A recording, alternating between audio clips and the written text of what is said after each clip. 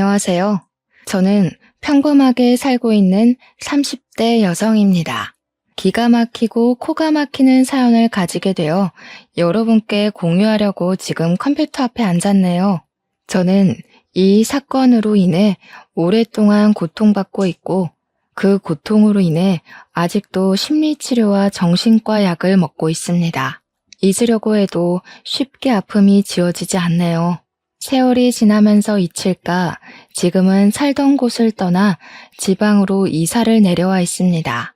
자연을 보고 있으면 그나마 숨을 트이는 것 같은데 가끔 그를 닮은 남자의 뒷모습을 보게 되는 날이면 숨을 쉴 수가 없을 만큼 공황 상태에 빠지곤 합니다. 저를 이렇게 만든 사람을 잊으면 좋겠지만 어쩌면 나에게는 유일한 피부치였을 사람을 잃고 가장 사랑하고 믿고 싶었던 사람에게 배신을 당하니 마음의 병이 쉽게 잊히지 않는 것 같아요. 조금은 긴 이야기가 될지 모르겠지만 제 사연을 공개하려면 저의 성장 배경을 소개해야 할 것 같아 간단하게 어릴 때부터 이야기하겠습니다. 저는 갓난아기 때 일반 가정에 입양된 입양아였습니다. 제가 8살 때까지는 키워주시는 부모님이 당연히 친부모님이신 줄 알고 컸고요. 물론 그만큼 사랑 또한 듬뿍 받으며 컸습니다. 저를 부모님은 물론 할머니 또한 정말 많이 예뻐해 주셨는데 아직도 기억나는 것은 제가 괜한 투정을 부려도 할머니는 귀엽다고 엉덩이를 토닥여 주셨기에 제가 입양하려는 생각을 못하고 컸던 것 같아요. 그런데 제가 7살 때 첫째 동생이 태어나고 저의 모든 세상이 하루아침에 바뀌었어요. 엄마가 어린 남동생을 병원에서 안고 와서 그 모습이 너무 예쁘고 귀엽던지 저는 바로 달려가서 포대기에 쌓여있는 동생의 볼을 살짝 쓰다듬었습니다. 그런데 옆에 있던 할머니가 제 손목을 휘어잡으며 떨어지라고 소리를 치시더라고요. 어린 동생은 큰 소리에 놀라서 울고 엄마 아빠는 할머니에게 애한테 왜 그러냐고 타박을 하셨죠. 저는 그때까지 아기가 너무 작고 약해서 내가 실수할까봐 그러나 보다 하고 아기 근처에 안 갔던 기억이 있어요. 동생을 안고 싶을 때마다 아빠한테 안겨 아기 만져보고 싶다고 투정을 부리면 아빠 손에 이끌려 겨우 동생의 손을 잡을 수가 있었어요. 그런데 1년 후 이번에는 엄마 아빠에게 또 딸이 생겼습니다. 연년생으로 아들과 딸이 한꺼번에 생긴 거였어요. 이제 동생이 저에게 둘이나 갑자기 생긴 상황이 놀랍기도 하고 당황스러웠죠. 또 만질 수 없는 애가 또 생겼으니까요. 엄마 아빠도 애 셋을 봐야 하니 부담스러우셨을까요? 그때까지 제 편을 들어주었던 엄마 아빠의 눈빛이 달라지셨어요. 저는 8살이었으니 당연했지만 너는 스스로 네 일을 해야지, 동생을 네가 봐야지 하는 요구가 늘어났습니다. 그래도 저는 드디어 동생들을 만질 수 있다는 생각에 더 신이 나서 알겠다고 잘 볼 수 있다 하면서 동생들과 놀아주었어요. 평생 혼자 살다가 남동생, 여동생이 생기니 너무 좋기도 했고 동생들이 너무 귀여웠거든요. 기저귀도 갈아보고 이유식도 먹여보고 같이 목욕도 하고 그때까지는 제 친동생이라서 제가 돌본다고 생각을 했습니다. 그렇게 그날도 동생들과 신이 나게 놀고 있는데 할머니가 집으로 오셨습니다. 현관문을 열고 들어오시며 저를 보면서 인상을 찌푸리시더라고요. 그리고 바로 안방으로 들어가셨습니다. 그런데 부모님과 할머니의 말이 방문 밖으로 새어나오더군요. 아니, 왜 쟤는 아직도 여기에 두는 거냐? 첫째 낳으면 바로 다시 보낸다고 하지 않았어? 이제 둘째까지 있는데 언제까지 거두고 살 거야? 당장 내보내. 애 셋을 어떻게 보려고 하냐? 너희 형편에 애 셋을 어떻게 키워? 어머니, 그래도 이제껏 친자식처럼 키웠는데 어떻게 친자식 생겼다고 바로 파양을 합니까? 그래도 애들 잘 돌보고 말도 잘 들어요, 이제. 그 말은 그만하세요. 아니, 너는 그렇게 물러 터져서 안 된다는 거야, 응?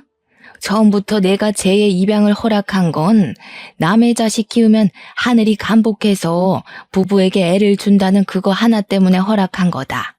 그런데 이제 친자식 둘이나 생겼는데 언제까지 저 애를 돌볼 거야?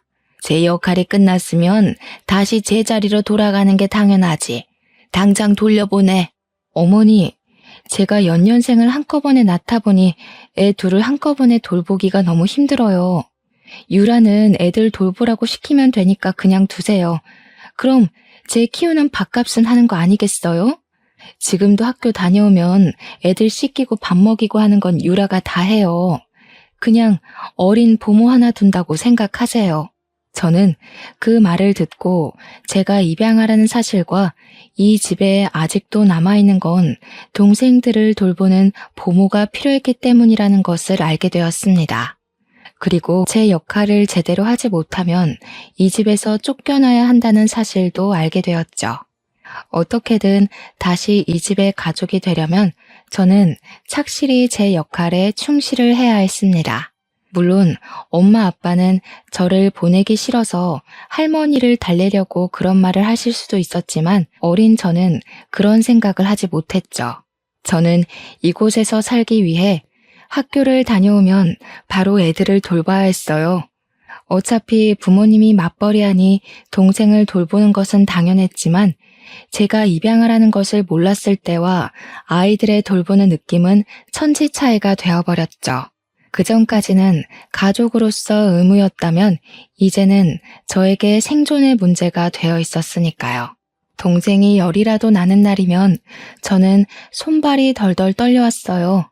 제가 잘못해서 동생이 아픈 건 아닌지, 아이를 잘 못 본다고 저를 쫓아내지는 않는지 온갖 걱정이 저를 휘감았죠.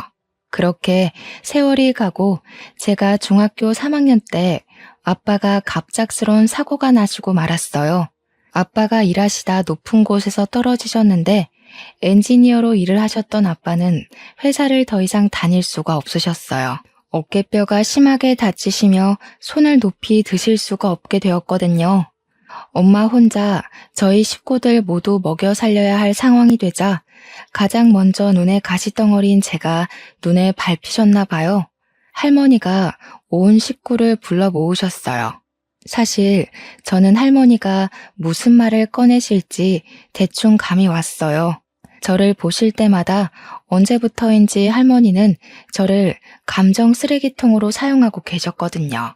너희 이제 어떻게 할 거니? 이제 아범 너는 직장도 그만두었는데 어멈 너 혼자 벌어서 애들 먹여 키우고 또 병원비에 학원비에 다 어떻게 감당할래? 군입 하나라도 줄여야겠지 않니? 쟤 그만 보내라. 저만큼 키웠으면 하늘도 감복해서 놀랐겠다. 이제 보내도 원망 하나 하지 않을 거야. 할머니 말에 엄마 아빠는 아무 말이 없으셨어요. 이미 그 순간 저의 운명은 결정되어 있었던 거죠. 순순히 모든 것을 받아들여야 했습니다. 이제껏 이곳에 있었던 것도 다행이라 생각해야 했죠. 그렇게 아무 말도 안 하고 제 짐을 챙겨 들었습니다. 짐이라고 해봤자 책가방, 자잘한 학용품, 옷 몇 가지와 교복뿐이었습니다. 그 모습을 본 동생들은 두 눈이 휘둥그레지더라고요. 이제껏 친누나 친언니인 줄 알았던 제가 피를 나눈 사이가 아닌 사이라는 것을 알았으니까요. 집을 나가려는데 양쪽에 한 놈씩 붙어서 저를 붙들었습니다. 안 돼, 누나. 가지 마. 누나, 나 두고 가지 마. 누나 없으면 밥은 누가 줘? 응? 이제 누가 공부 알려줘. 나도 데려가. 같이 갈래. 언니, 가지 마. 할머니 미워. 왜 언니 쫓아내는 거야? 할머니가 나가. 언니 말고 할머니가 우리 집에서 나가. 언니랑 있을 거야. 언제나 집에서 동생들을 챙기는 것은 온전히 저의 몫이었기에 어쩌면 동생들에게는 저는 엄마 같은 존재였을지도 모른다고 생각이 들더군요. 꼭 물가에 내놓은 아이들을 보는 것 같았어요. 그래도 어쩌겠어요.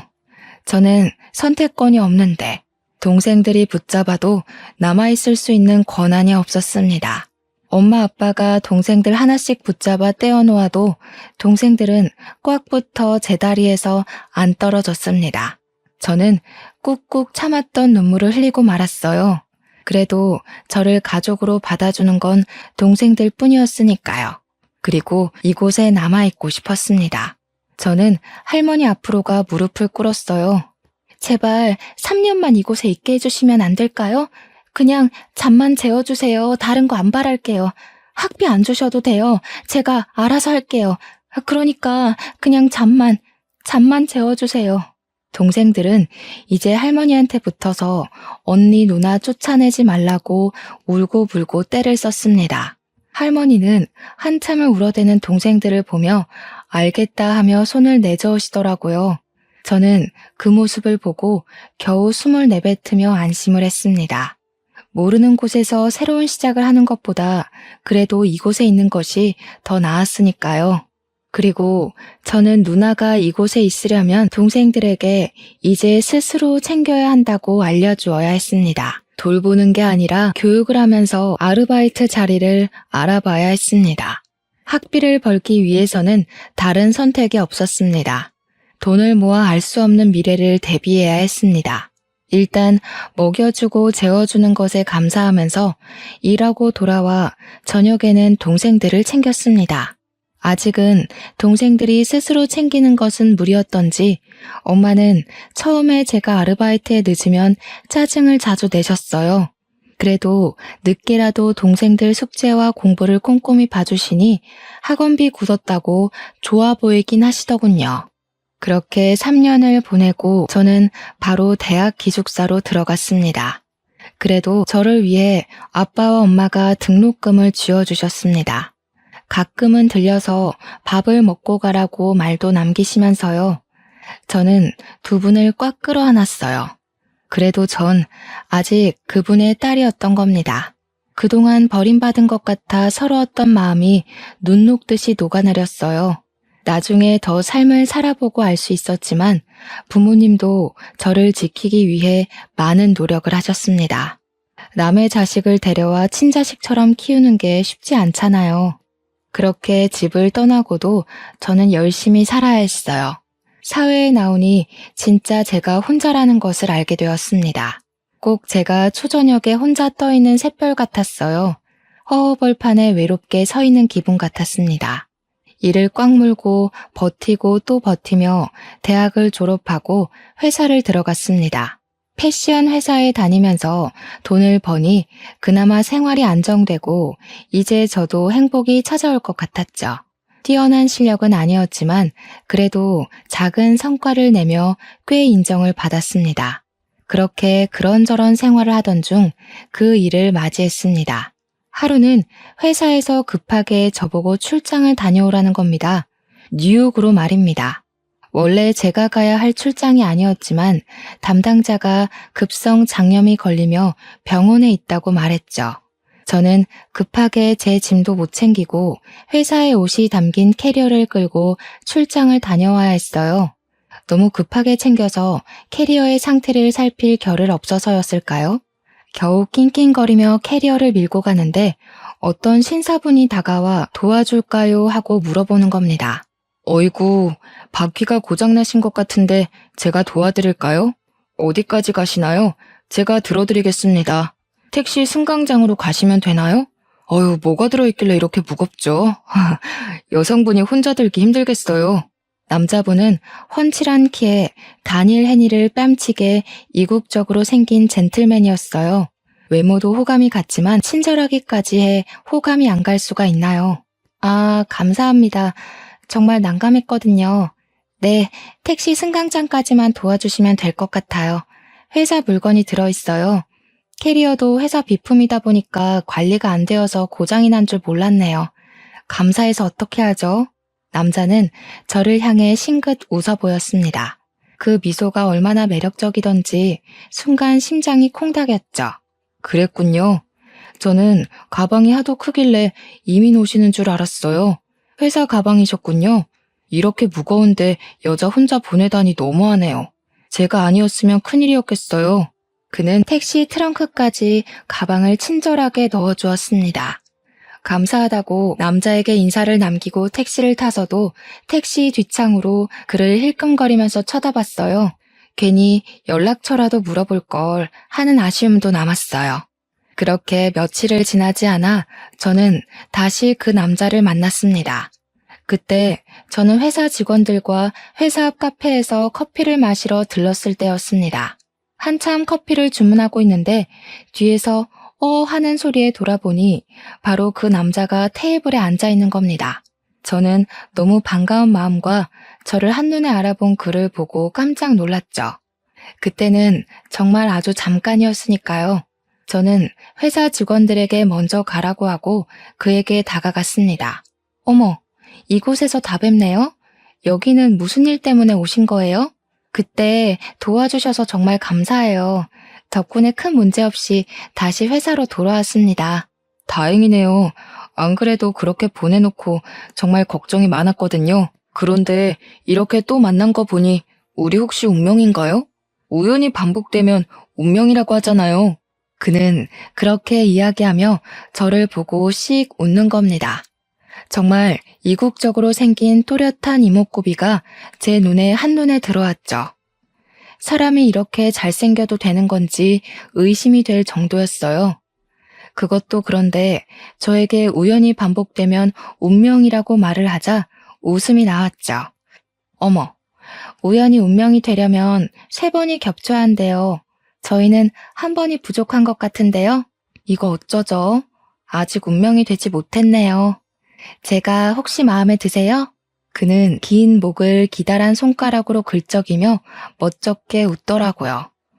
아유, 전 그날 당신을 그렇게 보내서 너무 후회해서 방금 보고 너무 좋아했는데 저만 아쉬웠나 보네요. 겨우 생각한 말인데. 그럼 그 한 번의 우연은 제가 운명으로 만들 테니까 우리 만나볼래요? 바로 앞에 잘생긴 얼굴로 고개를 내밀며 바라보는 남자를 거절할 수가 없었어요. 일단 그는 너무 잘생겼고 젠틀한 매너를 가졌었으니까요. 우리는 그날 바로 연인이 되었습니다. 저 또한 혼자 오랫동안 홀로 지냈기에 누군가를 만나는 게 너무 설렜죠. 정말 그는 저를 아껴주고 사랑해주는 게 느껴졌어요. 만나면 그는 제 얼굴을 뚫어져라 쳐다보는 겁니다. 제가 얼굴에 뭐가 묻었냐고 물어보면 그는 웃으며 그냥 씩 미소를 짓더라고요. 그냥 얼굴만 봐도 좋다고요. 그때는 그의 말을 그냥 곧이곧대로 믿었던 것 같아요. 저를 너무 사랑해서 그렇게 본다고 말입니다. 그는 미국 교포 어머니와 미국인 아버지에서 태어난 혼혈이라고 하더군요. 그래서 그렇게 뚜렷한 이목구비를 가졌나 봐요. 바로 아래로 2살 어린 여동생이 있다고 말도 해주었어요. 아버지는 그가 15살 때 돌아가셨다고 했습니다. 저에 대해 물어봐서 제가 입양하라는 말을 해주었어요. 어릴 때 있었던 일을 말하면 그는 손을 꽉 잡아주면서 자기와 함께하면 절대 그런 일 다시 겪지 않을 거라고 하는 겁니다. 맞잡은 손이 얼마나 따뜻한지 저는 그의 말을 들으면서 제 마음의 응어리가 녹아내리는 것 같았어요. 이제 정말 인생을 함께할 사람을 만났다고 생각했죠. 이제 외롭지 않아도 된다고 생각했어요. 그렇게 그와 만난 지 3달쯤 되었을까요? 그가 저와 결혼하자고 말을 했습니다. 유라야, 우리 결혼할까? 이렇게 너의 얼굴 보고 있는 것도 너무 좋은데 너와 매일 함께 잠을 자고 아침에 일어나고 싶어. 나랑 결혼해 줄래? 전 그 사람 말에 아무 말도 못하고 입을 우물거렸죠. 그 사람을 사랑했지만 만난 지 3달도 안 되어 결혼을 하는 건 너무 이르다고 생각했죠. 그렇게 급한 문제가 아니라고 생각했습니다. 물론 그와 가족이 된다는 건 너무 설렜죠. 항상 진짜 가족을 가지고 싶었으니까요. 하지만 결혼하자는 그의 말에 괜히 고민이 되더군요. 우리 만난 지 3달밖에 안 됐는데 너무 이른 거 아닐까? 물론 나도 당신을 사랑하고 같이 있고 싶지만 그래도 결혼은 신중해야 하지 않을까? 시간을 두고 조금 더 생각해보자. 내가 너를 빨리 아내로 맞이하고 싶어서 그래. 자주 만나서 이렇게 얼굴 보는 건 좋은데 매일 만나는 것도 아니고 나는 매일 너랑 얼굴 마주하고 싶은데 우리 결혼하자. 응?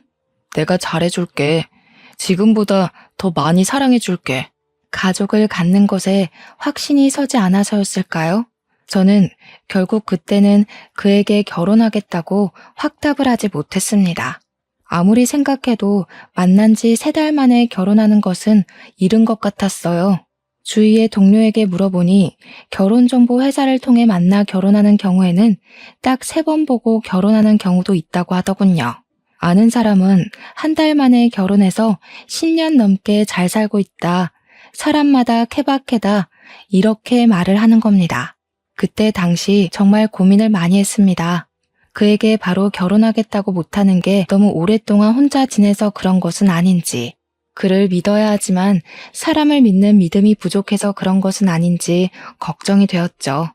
하지만 저를 간절히 바라는 그를 배신하고 싶지 않았어요. 그 또한 쉽게 꺼낸 말이 아닐 테니까요. 저는 그와 만나서 결혼하자 하고 말했습니다. 그는 활짝 웃으며 저를 꽉 끌어안았습니다. 정말? 우리 진짜 결혼하는 거지? 사랑해 유라야, 내가 정말 잘할게. 진짜 좋은 남편이 될 수 있어. 나 정말 노력할 거야. 우리 그럼 결혼식은 언제 올릴까? 아니다. 결혼식이야 언제든 할 수 있으니 혼인신고부터 할까? 그는 그렇게도 저와 결혼하는 게 좋았던 걸까요? 저는 너무 앞서가는 그의 손을 꽉 잡았습니다. 진정 좀 해. 일단 부모님들께 결혼 허락을 맡아야지. 아무리 둘이 하는 결혼이라도 부모님께 알리고 서로 인사하고 그래야 하잖아. 결혼식은 그 다음에 하는 거야. 이렇게 번갯불에 콩 구워 먹듯이 후딱 치르는 결혼은 못하겠어. 그의 얼굴이 순식간에 뒤틀렸습니다. 그렇게도 저와 결혼을 하고 싶었던 건지 그는 고개를 숙이고 한참을 고민했습니다. 그러다가 나직이 긴 숨을 내뱉었습니다. 알겠어, 그럼. 부모님 만나면 정말 바로 결혼하는 거야? 다른 말 하기 없어. 그때 결혼을 미룬다고 하면 안 돼? 약속해. 저는 고개를 끄덕였습니다. 그는 제 손을 꽉 잡더라고요. 알겠다고 미국에서 가족을 한국으로 부르겠다고요. 그렇게 저는 그 사람의 가족을 만나게 되었습니다. 그의 가족들이 온다고 해서 그와 함께 공항까지 마중을 나가게 되었죠. 공항에서 그의 어머니와 여동생을 보고 저는 깍듯이 인사를 했습니다. 그런데 그의 가족들이 저의 얼굴을 보고는 표정이 굳더라고요. 정말 못 볼 것을 본 것처럼요. 심지어 어머니는 길게 한숨을 내쉬었어요. 저는 그 순간은 그냥 웃고 넘겼습니다. 정말 제가 마음에 안 드시나 보다 했죠. 그의 차로 호텔로 가는 내내 둘의 표정은 굳어 있으면서 말이 없었습니다. 한참을 아무 말 없는 정적이 넘쳐 흘렀습니다. 어머니가 먼저 말을 거시더군요. 혹시 집은 어디 있나요? 부모님은 계시나요? 형제는 있어요? 그동안 어떻게 지냈어요? 태어난 연도하고 생일은 어떻게 되나요? 아이고, 참 물어볼 질문이 많네. 저는 그래도 어색한 분위기 속에서 어머님이 어렵게 물어보는 것 같아서 성실히 답을 해드렸습니다. 집은 지방이고요. 부모님은 2분 다 계세요. 형제는 제 밑으로 남동생, 여동생 이렇게 둘이 있고 또 그때 그가 어머니께 화를 내며 제 말을 끊었습니다. 어머니, 왜 그런 질문을 하세요? 제가 다 전화로 알려드렸잖아요. 이제 그런 거 그만 물어보세요. 이 사람 불편하게 왜 그런 질문을 하는 거예요? 유라야, 내가 다 말씀드렸어. 이제 그만 말해도 돼. 다시 차 안에 어색한 침묵이 흘렀습니다. 저는 당시에 가족 사이가 나쁜가 보다 하고 넘겼습니다. 그리고 그가 정말 제가 불편할까봐 그런 거라고 생각을 했죠. 호텔로 내려다주고 돌아가는 길에도 그는 제 손을 꽉 잡고서 기분 나쁘진 않았는지 또 물어보더라고요. 이렇게 저를 챙겨주는 게 고맙기만 했죠. 그렇게 가족이 모인 상견례가 시작되었습니다. 저는 엄마 아빠를 몇 년 만에 뵙는 거였어요. 그동안 삶이 바쁘기도 했고 왠지 가족에서 떨어져 나간 것 같았거든요. 그런데 2분은 흔쾌히 저의 상견례에 와주시고 사위가 잘생겼다 하고 잘 살라고 축복을 내려주셨습니다. 남편이 정말 훤칠하게 잘생겼더라. 이놈 아빠 보고 자라서 얼굴만 보고 남편감 고른 거 아니지? 잘 살아. 그리고 불러줘서 고맙다. 저는 아빠를 꽉 껴안아드렸어요. 와주셔서 너무 감사해요. 자주 못 가서 너무 죄송해요. 정말 잘 살 거예요. 걱정하지 않으셔도 돼요. 그동안 키워주셔서 정말 감사해요. 엄마 아빠는 제 손을 꽉 잡아주시며 토닥이셨습니다. 미안하다 유라야. 그때는 정말 우리가 사는 게 팍팍해서 너의 마음까지 챙길 여유가 없었어. 너에게 그렇게 대하면 안 된다는 걸 알면서도 먹고 사는 게 급급했다. 서운한 거 다 털어버려라. 저는 네라고 대답하고 고개를 끄덕였습니다. 이렇게 가족들과 상견례를 치르니 정말 이제 저도 그의 가족이 된 것 같았어요. 그렇게 저희는 이제 본격적인 결혼 준비를 하게 되었습니다. 그런데 이번에 그는 혼인신고를 하자고 하는 겁니다. 유라야, 우리 어차피 결혼할 거 일찍 혼인신고를 하면 어떨까? 조금 일찍 해도 좋을 것 같은데. 우리 혼인신고하고 당당하게 법적 부부가 되자. 물론 결혼 후 혼인신고를 하게 되겠지만 결혼식장도 잡지도 않았는데 너무 이른 선택 같았어요. 그래도 그건 너무 성급하게 하는 거 아닐까? 결혼식 후에 해도 늦지 않잖아. 천천히 하자. 일단 결혼식 준비하는 거에 집중했으면 하는데 결혼하기 전에 신경 쓸 게 너무 많잖아. 네가 나를 버리고 달아나 버릴까 봐 그래. 혼인신고 먼저 하자. 요즘 보면 혼인신고하고 먼저 살다가 나중에 결혼식 올리는 사람도 많던데. 우리도 그런 거로 생각하고 몇 달 후면 결혼식도 올리고 먼저 혼인신고해도 상관없잖아. 그의 말이 다 틀린 말은 아니었습니다. 그런 부부가 심심치 않게 있으니까요. 하지만 그때 당시 저는 왠지 또 거부감이 들더라고요. 이렇게 성급하게 결혼하는 것도 고민을 많이 했는데 혼인신고까지 그렇게 성급하다니요. 제가 한참 고민을 하니 그는 정말 안달복달을 하는 겁니다. 혼인신고를 먼저 하는 게 뭐가 문제냐는 거죠. 우리가 사랑해서 법적으로 부부가 먼저 되는 거라고요. 저는 그의 성화에 못 이겨 알겠다고 했습니다. 그래도 그 사실을 부모님과 그의 가족에게는 알려야 할 것 같아 전화로 연락을 드렸습니다. 그런데 예비 신우가 질겁을 하는 겁니다. 그러지 말라고요. 저는 너무 당황스러웠지만 왜 그러냐고 말을 못하겠더라고요. 상견례 전에도 저를 별로 달가워하지 않았으니 혼인신고도 환영하지 않는 거라고 생각을 못했습니다. 회사에서 퇴근하려고 준비를 하는데 예비 신우에게 전화가 왔습니다. 회사 앞 카페에 있으니 나오라고 하더라고요. 그래서 저는 카페로 갔습니다. 굳은 표정의 신우가 카페에 앉아 있었고요. 제가 앉자마자 예비 신우는 당장 이 미친 결혼을 그만두라고 하는 겁니다. 언니, 당장 이 미친 결혼 그만두세요. 그러다가 언니 정말 후회해요. 오빠가 왜 이 결혼을 하는 거라고 생각하는 거예요? 언니를 사랑해서 하는 것 같아요? 설마 그렇게 생각하는 건 아니죠? 저는 당황해서 말을 못하고 입을 뻥끗거리고 있었어요. 아무리 마음에 안 든다고 저렇게 말할 것까진 없잖아요. 그때 그가 어떻게 알았는지 저희에게 다가와 저의 손을 와락 잡아서 자리에서 일으켜 세웠어요. 너 무슨 말이 그래? 유라에게 왜 결혼을 그만두라고 하는 거야? 내가 유라를 사랑하지 그럼 안 그렇다는 말이야? 이런 말 할 거면 너 당장 미국으로 돌아가. 그의 여동생은 그를 날카롭게 쏘아보더라고요. 내가 왜 오빠가 이 언니 만나는지 모를 것 같아? 오빠 아직도 그러는 거지? 아직도 안 고쳐진 거야? 그렇지. 오빠가 이 언니랑 결혼하는 거 제니퍼 때문이잖아. 그의 손이 예비 신우의 뺨을 날카롭게 지나쳐 갔습니다. 너무 놀라 손으로 입을 막고 두 눈을 동그랗게 뜨는 사이에 저는 그의 손에 이끌려 카페를 나서고 있었습니다.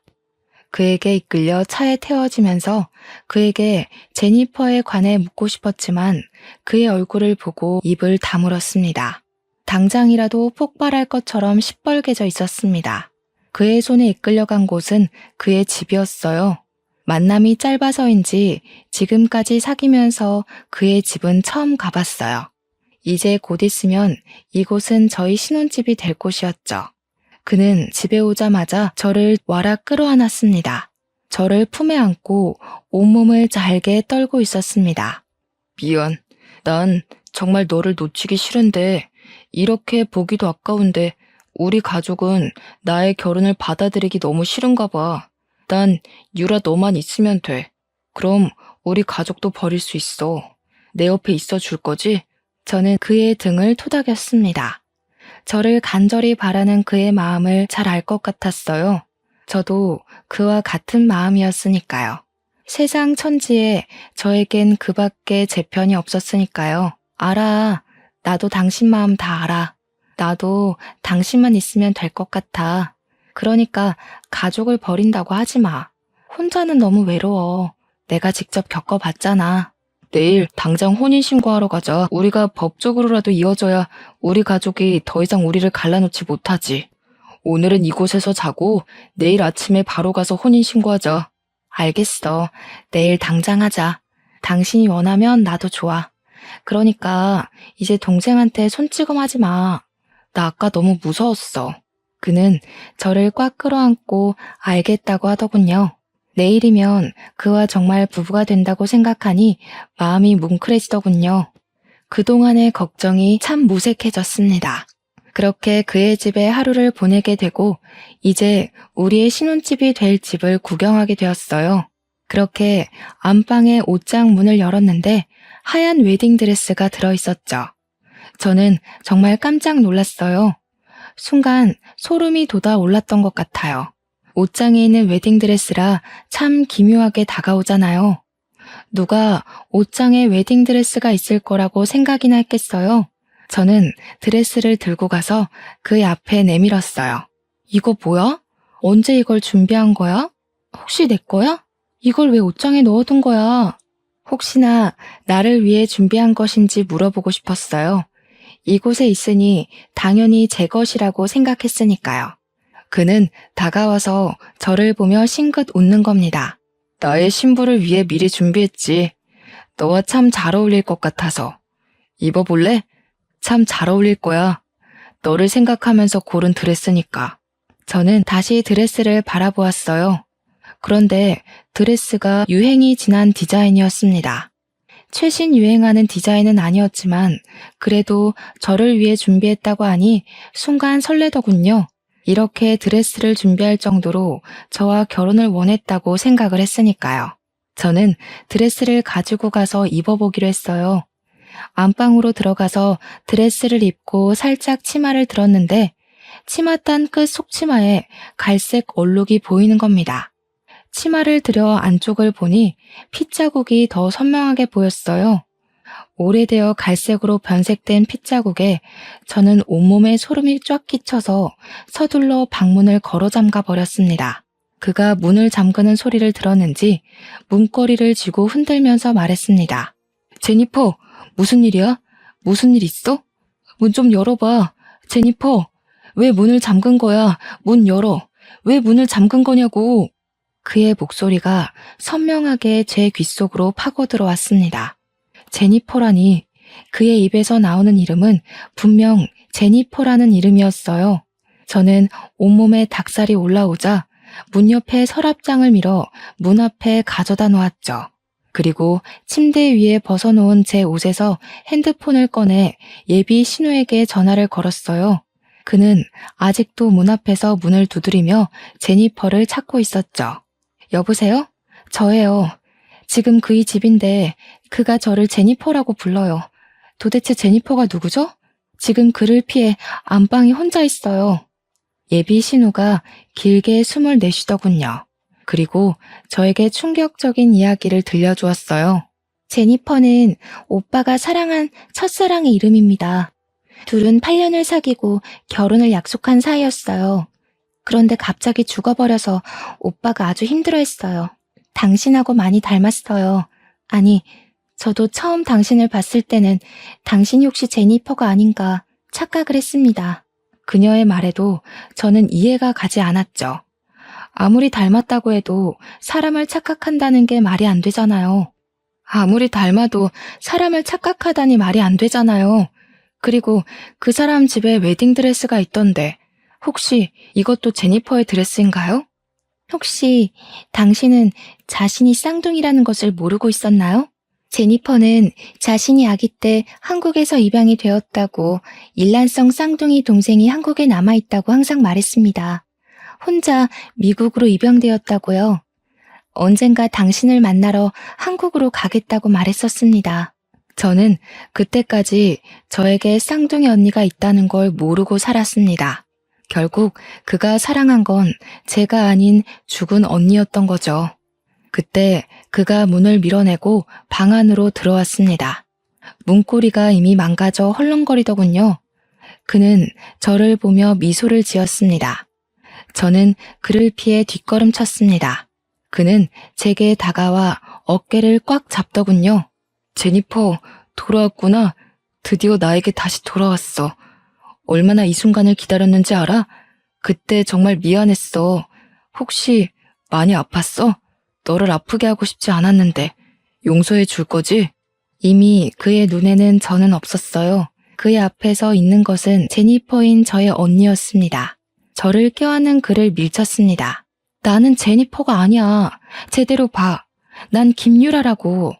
당신이 말하는 제니퍼는 이미 죽었어. 이제껏 나를 사랑한 게 아니라 언니를 사랑해서 나를 좋아한 거야? 어떻게 이럴 수가 있어? 순간 그의 얼굴이 뒤틀렸습니다. 그러더니 제 발밑에 무릎을 꿇으며 손을 싹싹 비는 겁니다. 아니야, 미안해 유라야. 내가 잠깐 정신이 나갔나 봐. 내가 사랑하는 건 네가 맞아. 착각하지 않았어, 정말이야. 내가 너를 얼마나 원하는데. 저는 그 순간 그에게 벗어나야겠다고 생각하고 밖으로 뛰쳐나갔습니다. 그는 뒤에서 저를 확 잡으면서 놓지를 않더라고요.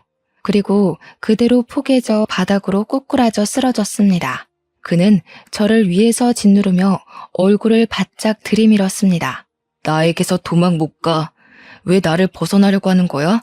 내가 너를 얼마나 사랑하는데. 너도 제니퍼도 왜 날 도망가려고 하는 거야? 내가 얼마나 사랑해줬는데. 미쳤어. 너는 미쳤어. 이게 사랑이야? 이건 사랑이 아니야. 집착이지. 언니를 도대체 어떻게 한 거야? 이 드레스는 도대체 뭐냐고. 그는 저의 어깨를 강하게 짓누르며 저의 귀에 작게 속삭였습니다. 나랑 결혼하기 싫다고 해서 영원한 나의 신부로 만들었지. 이제 네 차례야. 유라야, 나를 벗어날 생각하지 마. 저는 두 눈을 날카롭게 뜬 그를 보며 온몸을 벌벌 떨어야 했습니다. 그의 손은 목을 틀어쥐고 있었습니다. 이제 나는 죽겠구나 하고 마지막 숨이 목구멍까지 차오를 때 현관문이 열리며 그의 어머니와 여동생이 경찰들과 들이닥쳤습니다. 경찰들은 제 위에 있는 그 사람을 끌어냈습니다. 결국 그는 현행범으로 바로 경찰서로 끌려갔습니다. 저는 그곳에서 그의 여동생에게 그 전에 언니에게 있었던 일을 모두 들을 수가 있었습니다. 언니와 그는 고등학교에서 만난 사이였다고 합니다. 고등학교 때까지 8년간 사귀었던 두 사람은 각자 다른 대학을 다녔던 몇 년을 제외하고 거의 곁에 붙어 있었다고 합니다. 문제는 대학 졸업 후 그와 다시 만난 후부터 있었다고 합니다. 언니는 사교성이 뛰어나 주위에 사람이 넘쳐났다고 합니다. 그는 그것을 항상 못마땅하게 생각했나 봐요. 언니에게 사람들 가려서 만나라 잔소리를 하면 언니는 그것을 자신을 통제한다고 생각한 거죠. 언니가 그의 뜻대로 움직이지 않을 때마다 그의 불만은 점점 커졌나 봐요. 둘 사이가 어긋날 때마다 그의 집착은 점점 커지고 이제 병적으로 언니를 간섭하고 통제를 하기 시작했답니다. 참다 못한 언니는 그에게 결국 이별을 고했습니다. 언니와 이별을 받아들이지 못한 그는 결국 하지 말아야 했을 선택을 했습니다. 언니에게 수면제를 먹여 납치하고 드레스까지 곱게 입히고 둘만의 결혼식을 준비했다네요. 동생은 이미 그때부터 정신적으로 문제가 있지 않았을까 생각한다고 말을 하더군요. 잠에서 깨어난 언니는 자신의 모습에 소름 끼쳐하며 그와 크게 싸웠나 봐요. 그리고 집 밖으로 달아나는 언니를 차로 쫓아간 그는 언니를 차로 치워버렸습니다. 언니는 쇼크로 그 자리에서 기절하게 되었고 그는 놀라서 언니를 차에 태워 병원으로 이동했지만 갈비뼈가 부러져 폐를 깊게 찌르는 바람에 언니는 결국 사망에 이르렀다고 합니다. 언니의 장례를 치르고 그는 사랑하는 사람을 죽였다는 죄책감과 집착 대상이 사라지며 심한 정신착란을 일으켰다는군요. 언니를 차로 치었지만 사고 후 살리려고 병원까지 이송까지 한 점을 생각해서 교도소가 아닌 정신병동에서 5년을 살고 출소를 했다고 하네요. 그리고 그는 치료 후 평범하게 일상으로 돌아와 한국으로 출장차 왔다가 우연히 저를 발견했다고 합니다. 언니랑 똑같이 생긴 저를 보고 제니퍼가 살아왔다고 전화를 했더랍니다. 가족들은 아니라고, 그 사람은 제니퍼의 쌍둥이 동생이 아니냐 하고 걱정을 했는데 다행히 그때 그는 정신줄을 꽉 붙들었나 봐요. 그래서 걱정을 한시름 덜고 있었다고 합니다. 정신적인 문제가 치료가 다 되었다고 생각을 한 거죠. 나중에 경찰 조사에서 그는 처음부터 캐리어를 이용해 저에게 접근했다고 했답니다. 한 달 정도 먼저 저를 지켜보면서 접근할 기회를 엿봤다고 했다더군요. 그 후에도 그는 저를 감시하고 통제 안에 넣으려고 했다고 합니다. 언니에게 보인 집착을 저에게도 보인 거죠. 결국 그가 처음부터 사랑한 건 제가 아닌 죽은 언니였던 겁니다. 저의 모습에서 언니를 보고 좋아하고 사랑했던 거겠죠. 저는 다시 그를 찾아가서 말을 해봐야 하는 건지 고민을 했습니다. 가서 말을 한다고 무슨 의미가 있는지 고민을 했지만 완벽한 이별을 고하기 위해 저는 그가 있는 구치소를 찾았습니다. 그는 구치소의 교도소복을 입고 제 앞에 앉았습니다. 보기 좋네. 구치소 밥이 잘 나오나 봐. 사실 찾아올까 오지 말까 고민을 참 많이 했어. 우리가 더 이상 할 말이 남아있을까 하고 말이야. 하지만 묻고 싶더라고. 정말 나를 사랑하지 않았어? 한 번도 나를 사랑한 적 없어? 나한테서 언니를 보고 그동안 좋아한 거야? 처음에는 그랬던 것도 같아. 너를 처음 보는데 제니퍼가 살아 돌아온 것 같았으니까. 보면 볼수록 그녀가 떠올랐어. 그리고 너를 만나면서 너희는 결국 다른 사람이라고 생각했어. 좋아하는 거 싫어하는 게 너무 다르더라. 그리고 너의 모습이 더 좋았어. 제니퍼는 항상 강하고 당당하고 사람 좋아했지만 너는 반대니까 오히려 나랑 더 맞는다고 생각했어. 오히려 제니퍼가 나를 너에게 보내주지 않았나 생각했어. 확실한 건 마지막은 너를 사랑했다는 거야. 그의 마음에 움찔거렸습니다. 마지막은 저를 사랑했다는 그의 말을 믿고 싶었을까요? 저는 두 손을 꽉 쥐고 마지막을 고했습니다. 그랬구나. 그래도 사랑했다니 나도 그 사랑에 답을 해줘야겠네. 우리는 여기서 이제 헤어지는 거야. 시작했으니 끝도 있어야지. 다시는 우리 마주치지 말자. 다시는 서로를 만나도 모르는 사람인 거야. 우연히 만나도 우리는 운명이 아닌 거야. 고개를 숙이고 울먹이는 그를 두고 자리에서 일어났습니다. 나중에 들은 말은 다시 정신착란 현상을 일으켜 정신감호소로 이송되었다더군요. 저 또한 공황장애가 찾아와 정신과 치료와 약을 먹게 되었죠. 그리고 언젠가 한 번도 본 적이 없는 저를 닮았다는 언니가 묻혀있는 미국으로 가서 그녀를 만나고 싶네요. 어쩌면 언니가 저를 그에게서 구해주려고 그 웨딩드레스에 핏자국을 남겼나 싶기도 해요. 세상에는 기가 막히는 우연이 많다지만 어쩌면 사람에 의해 만들어지는 운명도 있나 봐요. 그것이 가져올 운명이 좋은 것인지 나쁜 것인지 결국은 끝까지 가봐야 알겠지만요. 간절함이 집착에 가까워져 올 때는 항상 주의를 기울여야 할 것 같아요. 과한 건 모자란 것만 못하다고 하잖아요. 여러분도 자신이 사랑하는 사람이 어떤 사랑을 바라는지 한 번쯤은 눈여겨보셨으면 좋겠네요. 긴 사연 읽어주셔서 감사합니다.